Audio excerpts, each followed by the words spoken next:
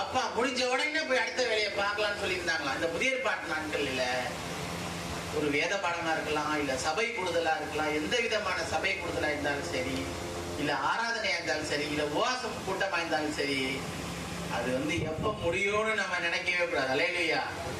எப்ப முடிஞ்சாலும் சந்தோஷம். அல்லேலூயா. கர்த்தர் நம்மை ஆசீர்வதிக்கிற தேவனா இருக்கிறார். சரி, இதுல நிறைய காரியங்கள் சொல்றோம். எப்ப முடியும் நினைக்கிறவங்களுக்கு சில பிரச்சனைகள் இருப்பதாக வேதம் சொல்லுகிறது. அது தொடர்ந்து வாசிச்சா தெரியும். நம்ம எல்லாத்தையும் படிக்க வேணாம்.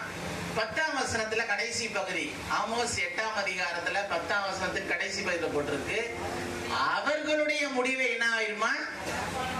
பிரச்சனையாயிரும். அப்ப சபை எப்ப முடியும்னு யாராவது நினைச்சோம்னு சொன்னா அவங்களுடைய முடிவு என்ன ஆகி போயிடும்? பிரச்சனையாக, வேதனைகளதாக, கசப்பாயாக மாறிடும். அப்ப தேவனுடைய சமூகத்துல இருக்கிற நேரம் நமக்கு எப்படிப்பட்ட நேரம்? அது ஒரு பொன்னான நேரம், சந்தோஷமான நேரம். அல்லேலூயா.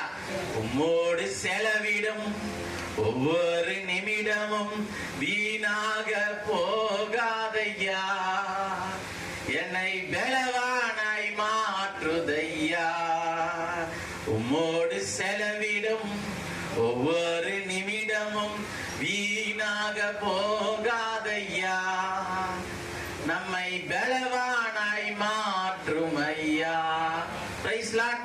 கர்த்தர் தாமே நம்ம எல்லாரும் ஆசீர்வதிப்பாராக. Praise Lord.